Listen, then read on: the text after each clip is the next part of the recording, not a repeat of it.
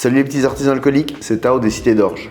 En attendant que notre mou de la vidéo de la semaine passée devienne de la bière, allez voir la vidéo du brassage. Je vais vite expliquer ce que j'ai fait en fin de brassage et surtout pourquoi. Allez, générique.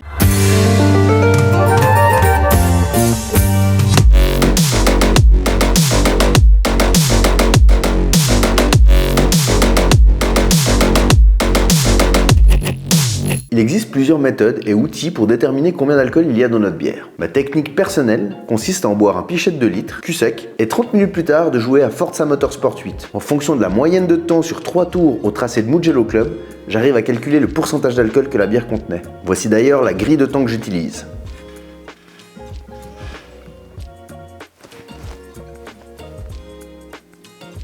Cette technique révolutionnaire a l'avantage de ne nécessiter aucun équipement spécifique, mais a malheureusement 2 défauts principaux.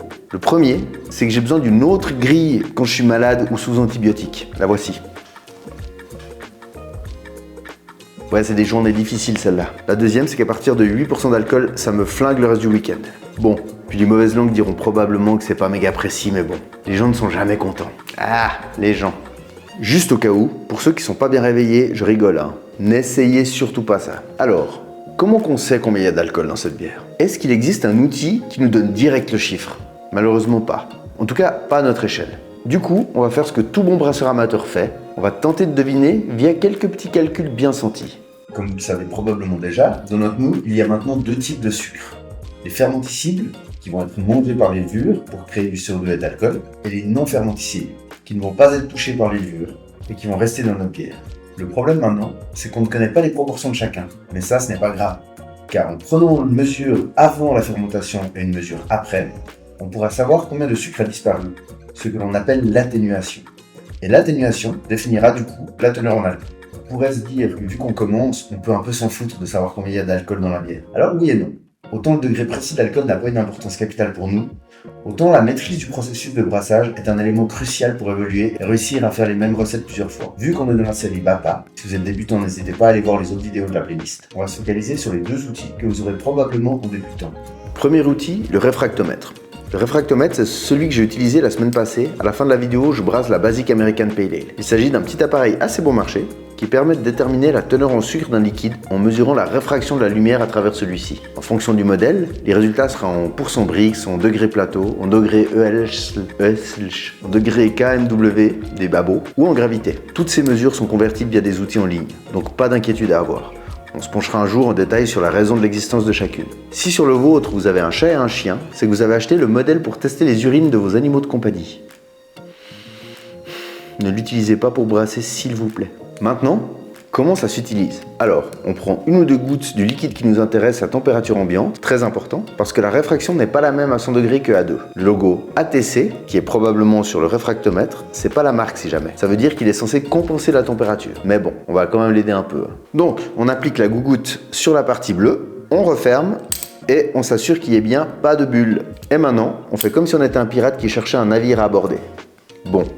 Pas de navire, mais une ligne bleu clair qui m'indique le sucre qu'il y a dans le liquide. Sur mon modèle, j'ai 3 types de mesures. Je vous conseille de choisir de partir sur les Brix, qui correspondent au pourcentage de sucre dans le liquide. Vous obtiendrez sûrement des mesures entre 10 et 16. Si vous avez des SG, gravité spécifique, c'est aussi pas mal. C'est très utilisé aux US et dans les logiciels de brassage. Ça ressemble plutôt à des 1040, 1065.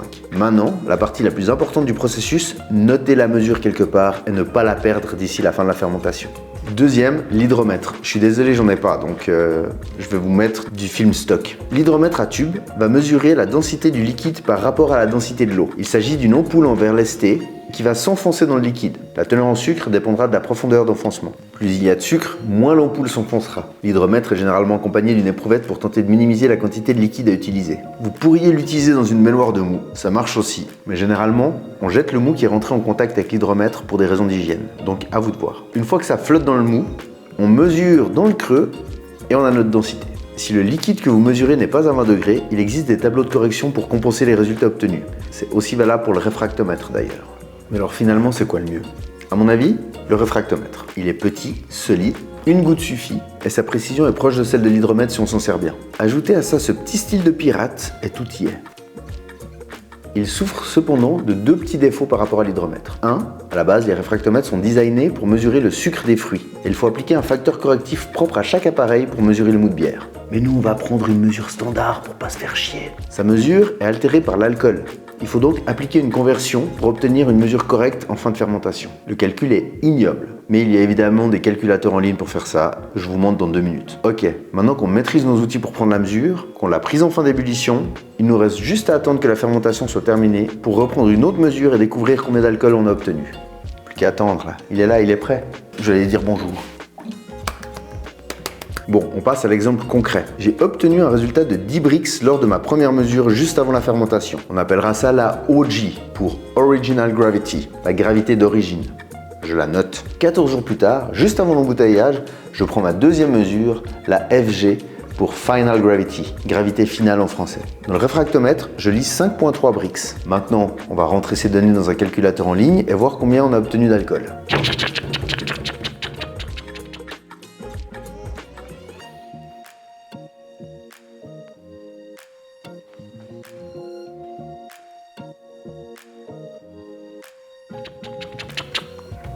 4,1% d'alcool. Donc, 3 tours de piste de Mugello dans une moyenne de 1 minute 30.